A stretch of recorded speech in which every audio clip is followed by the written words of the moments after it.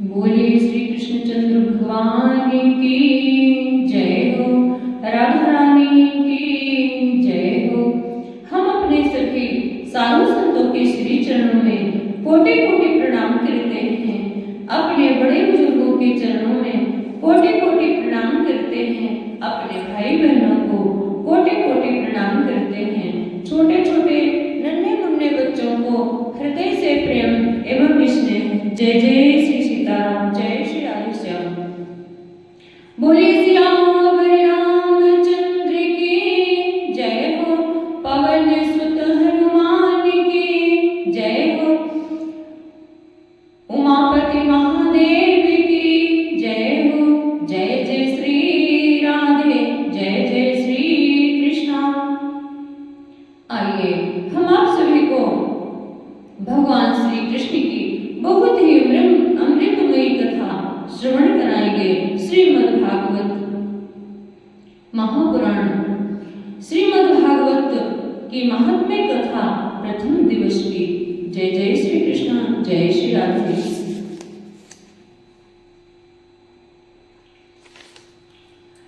सच्चिदानंद रूपाय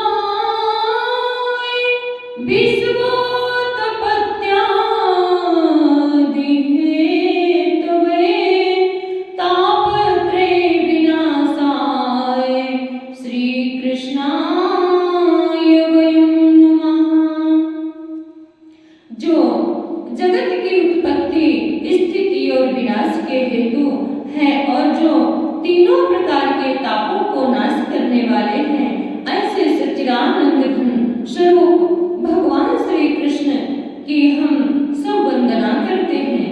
परमात्मा के तीन स्वरूप शास्त्रों में कहे गए हैं, सत्य, चित्त और आनंद। सत्य प्रकट रूप से भी सभी जगह व्याप्त है, चित्त मौन तथा आनंद अप्रकट है।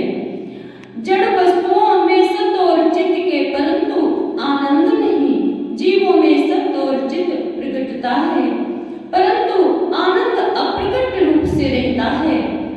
वैसे तो आनंद इसके अपने अंदर ही है, फिर भी आनंद को यह जीव अपने आप से बाहर खोजता है, क्योंकि मनुष्य नारी देह गेह धन संपत्ति आदि में आनंद खोजता है, जबकि आनंद तो इसका अपना स्वरूप ही है।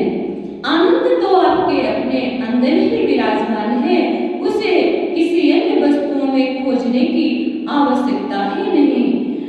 वो तो आपके हृदय में, मन में विराजमान है। जैसे आत्मा ही परमात्मा का अंश है, अथवा जैसे दूध में मक्खन रहता है परंतु दिखता नहीं।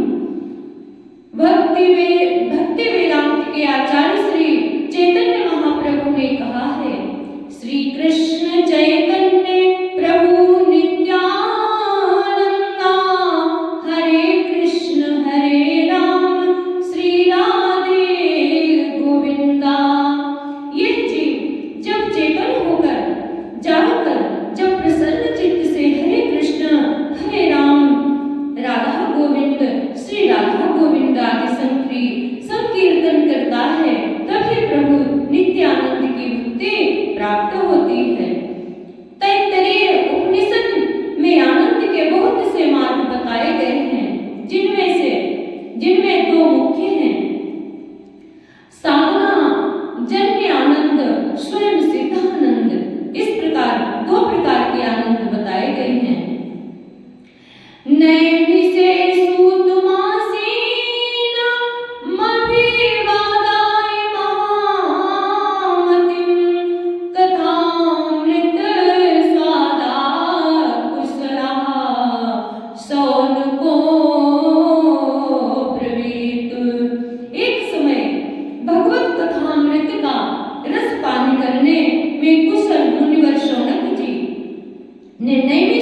क्षेत्र में अपने आसन पर विराजमान पुराण और इतिहास के परम ज्ञाता श्री सूत जी को नमस्कार करके पूछा, यहाँ कुशल शौनकादि आए हैं, श्रोता भी तीन प्रकार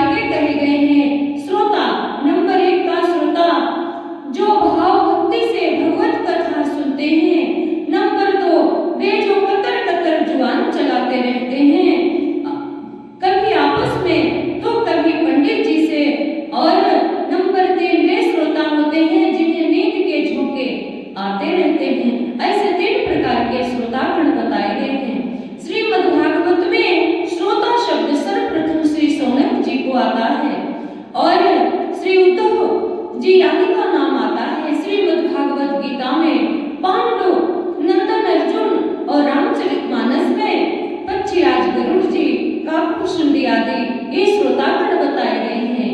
विस्तरेणात्मनो योगं विभूतिं च जनार्दनः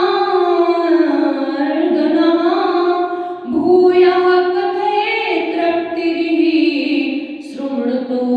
शृण्वतो नास्ति मे मृतम्। अर्जुन कहते हैं, हे जनार्दन, आप अपनी योग शक्ति और विभूति को फिर भी विस्तार पूर्वक ही कहिए, क्योंकि आपके अमृत में वचनों को सुनते हुए मेरी तृप्ति नहीं होती। उन्हें सुनने की और भी उत्कंठा यानी इच्छा बनी ही रहती है। लंका कांड में नागपाश काटने के बाद गरुड़ जी को भ्रम हो गया था। तब भगवान श्री शंकर जी के समझाने पर गरुड़ जी काकभूषुंडी जी के आश्रम पर गए और जैसा शिव जी ने बतलाया था उसे देखकर उनका रोम रोम खिल उठा। सदा कृतार्थ रूप कहो मृदु वचन खगेश, जय के स्तुति सादर निज मुख कीन महेश। गरुड़ जी कहते हैं, हे तात, आप तो सदैव कृतार्थ रूप हैं, जो सदा सर्वदा भगवत चर्चा करते रहते हैं। भगवान शंकर जी ने अपने श्री मुख से आपकी प्रशंसा की है। यह सुनकर काकभूषुंडी जी ने कहा, नाथ कृतार्थ भयो मैं, तब दर्शन खगराज, आयसु देहु सो करऊं अब, प्रभु आयो के काज। हे गरुड़ जी, आज आपके दर्शन पाकर मैं कृतार्थ हो गया। अब आप आज्ञा कीजिए कि आपका यहाँ आना कैसे हुआ। मैं अभी उसे करने को तैयार हूँ। तब गरुड़ जी ने कहा, आइए, बहुत सुंदर चौपाइयां हैं, आप सभी लोग श्रवण कीजिए।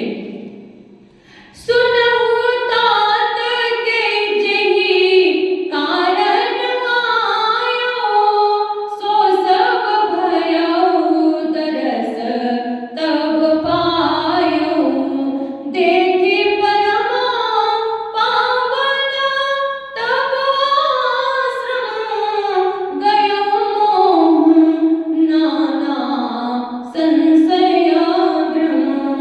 अब श्री राम कथा अति पावनी, सदा सुखद दुख पुंज न सावनी। सादर तात सुनावहु मोहि, बार बार बिनबहु प्रभु तोहि। हे तात, सुनिए, जिस कारण से मैं यहाँ आया था वो तो आपका दर्शन पाते ही पूरा हो गया और आपके इस परम पवित्र आश्रम को देखकर मेरा मोह यानी संशय और भ्रम जाता रहा। इसलिए अब आप कृपा करके रघुकुल शिरोमणि भगवान श्री राम जी की परम पवित्र और सदा सुख देने वाली तथा सभी प्रकार के दुखों का नाश करने वाली कथा कहिए। हे तात, हे प्रभु, मैं आपसे बार बार यही विनती करता हूँ। श्री भागवत जी में लिखा है, अज्ञान ध्यानता विध्वंस, कोटि सूर्य समप्रभ, सूताख्यायि कथा सारम, मम कर्ण रसायनम। भक्ति ज्ञान विरागाप्तो, विवेको वर्धते महान्, माया मोह निरासश्च, वैष्णवे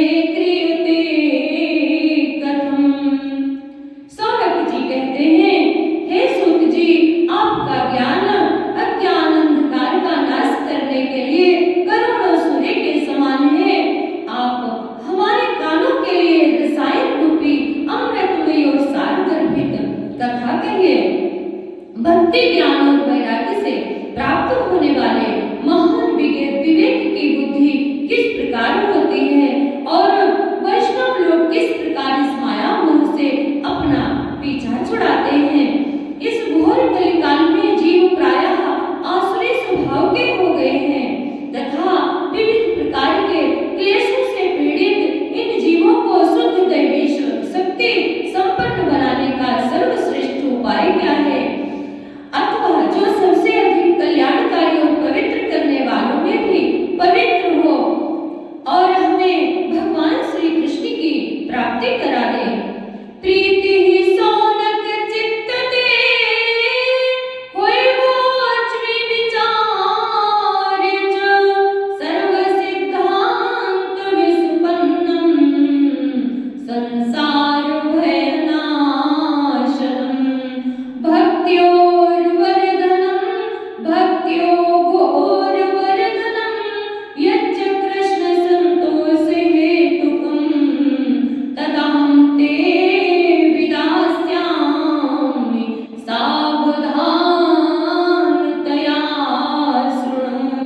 सूत जी कहते हैं, हे सौनक जी, आपके हृदय में भगवान के प्रति अनन्य प्रेम है, इसलिए मैं विचार कर आपको उन सभी सिद्धांतों का सार और जो बार बार जन्म मृत्यु से पीड़ित भय का नाश करने वाला है तथा भगवान की भक्ति के प्रवाह को बढ़ाने वाला है और श्री कृष्ण की प्रसन्नता का प्रधान साधन है, आप उसे सावधान होकर सुनो। सौनक जी श्री सुखदेव जी ने इन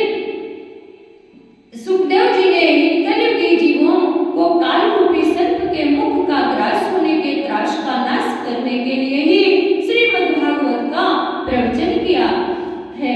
मन की शुद्धि के लिए इससे बढ़कर और कोई साधन नहीं है। जब मनुष्य के अनेक जन्मों के पुण्य का उदय होता है तभी उसे इस महान भागवत शास्त्र को प्राप्ति होती है। इस भागवत धर्म के 29 साधन बतलाए गए हैं। वे 29 साधन इस प्रकार हैं।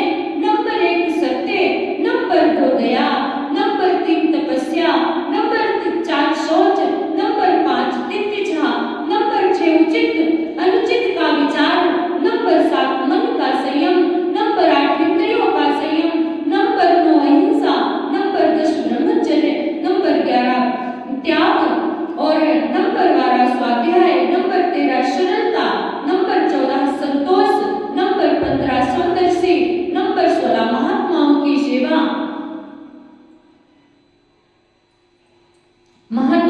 सेवा, नंबर 17 सांसारिक भोगों से निवृत्त, नंबर 18 अभिमान को त्यागना, नंबर 19 मौन, नंबर 20 आत्मचिंतन, नंबर 21 सामान्य भाव, नंबर 22 जीवों में ईश्वर भाव, नंबर 23 कथा सुनना, नंबर 24 कीर्तन करना, नंबर 25 प्रभु का स्मरण करना, नंबर 26 प्रभु की सेवा पूजा करना, नंबर 27 नमस्कार करना और नंबर 28 दास्य भाव रखना और नंबर 29 आत्मसमर्पण। ये 29 लक्षण हैं, इनके पालन करने से भगवान प्रसन्न होते हैं। सूत जी कहते हैं, हे सौनक जी, जिस समय व्यासनंदन श्री सुखदेव जी राजा परीक्षित को यह अमर कथा सुनाने के लिए परम वैष्णव की सभा में अपने आसन पर विराजमान हुए ही थे कि अपना कार्य बनाने में निपुण स्वर्ग से देवता उनके पास अमृत का कलश लेकर आए और कहने लगे, महाराज, ये अमृत तो आप राजा परीक्षित को पिला दो और इस भागवत रूपी कथामृत का पान हमें करा दो। श्रीमद् भागवत के अष्टम स्कंध के 8वें अध्याय में अमृत मंथन का प्रसंग आता है। उसमें सबसे पहले निकला था विष। उस विष की ज्वाला में से परेशान होकर यह देवता कैलाशपति भगवान भोलेनाथ के पास पहुंचे और उनकी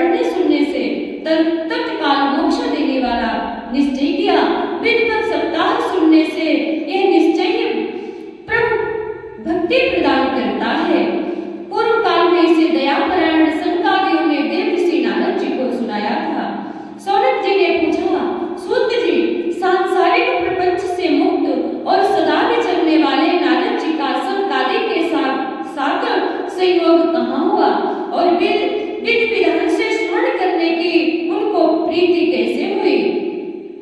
सूत जी ने कहा, सौनकादि ऋषियों, अब मैं तुम्हें वो भक्ति पूर्वक कथा सुनाता हूँ जो श्री सुखदेव जी ने मुझे अपना अनन्य शिष्य जानकर एकांत में सुनाई थी। एक दिन विशालपुरी बद्रिकाश्रम में वे चारों निर्मल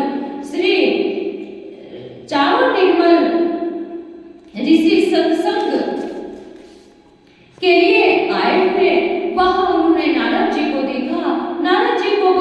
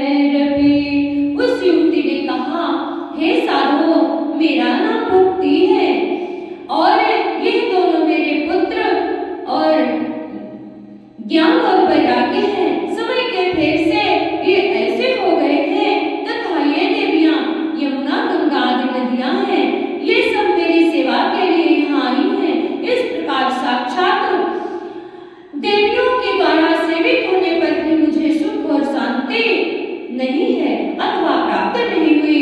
हे तपोधन, अब आप ध्यान देकर मेरा वृत्तांत सुनिए। मेरी कथा वैसे तो प्रसिद्ध है, फिर भी आप उसे सुनकर मुझे शांति प्रदान करें, आपकी बहुत कृपा होगी।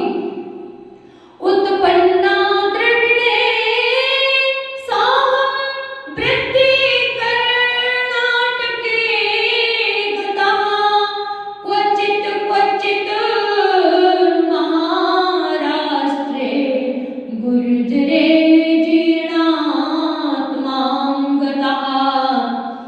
हे साधु, मैं द्रविड़ देश में उत्पन्न हुई, कर्नाटक में बढ़ी तथा कहीं कहीं महाराष्ट्र में सम्मानित हुई, किंतु गुजरात में मुझे बुढ़ापे दिया गया।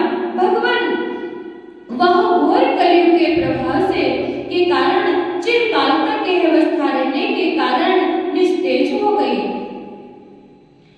वृंदावनम पुनः प्राप्य नवीनेव स्वरूपिणी, जातः जातां युवती सम्यक् प्रेम रूपातु साम्प्रताम्। अतः शोचामि चात्मानं विस्मयाविष्टमानसा,